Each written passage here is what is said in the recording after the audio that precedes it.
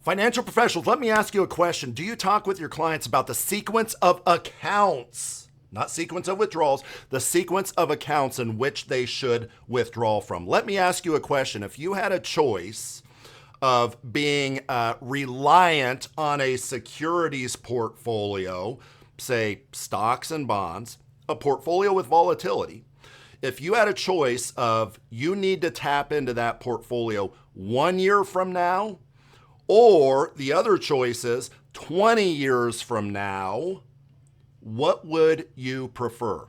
What would you prefer?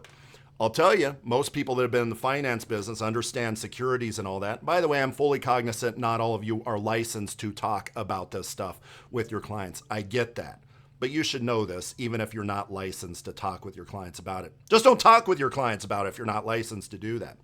Most of us would say that you want that securities portfolio to maybe be tapped into later on, right? Why is that? Because the further out you go with a security, in the short run, this is a securities portfolio, to speak generally. In the long run, this is a securities portfolio. Since 1926, over the last 100 years, it's been 100 years since 1926. Man, where is time going? Large cap stocks have done 10%, right? If you look at the performance on a year-by-year basis, it's a heck of a lot more volatile than over the next 20 years. So many folks would say, you know what, if I can move my sequence of accounts that I withdraw from to where the securities are pushed out on the back end 20, 30 years from now, what does that do in your Monte Carlo simulations? So let me back up and explain kind of three of some clients. I have 10 or 12 steps as I go through my retirement income planning process within my software, which I can talk with you fine folks about, assuming you're going to do business with CG Financial Group.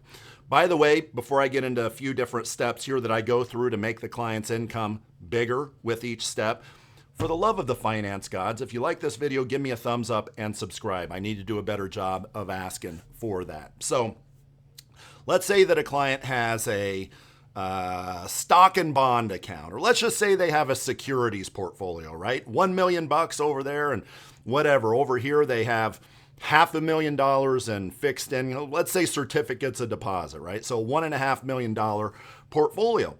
Oftentimes, the first step might look like this. Well, what happens from an income standpoint if we take their portfolio? And actually, the first step is this. Is always to figure out the baseline. Hey, based off of how your portfolio is allocated now, based off you living till age 95, retiring at whatever, age 65, here is your number. Here's the amount that you can take that gets inflation adjusted each year on an after-tax basis, because we also want to optimize for taxes, right?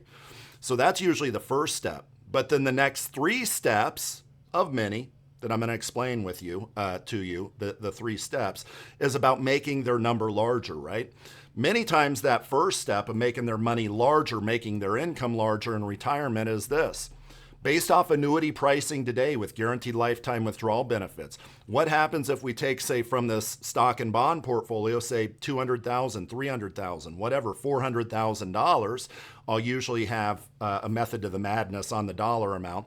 What happens if we add reallocate that to an annuity?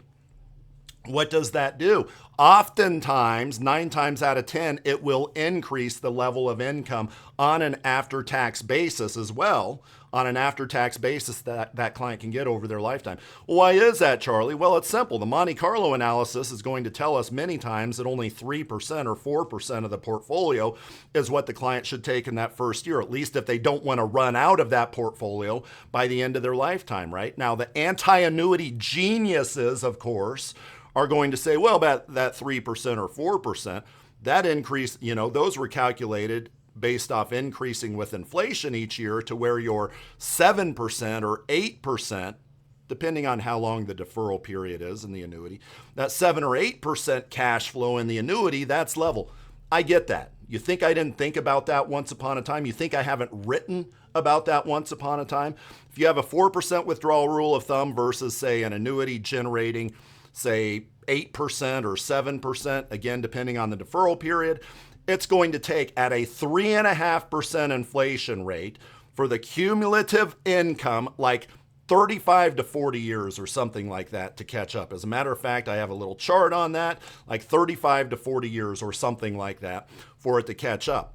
It's going to catch up probably after the client is dead, right? Client retires at 65, dies at 95.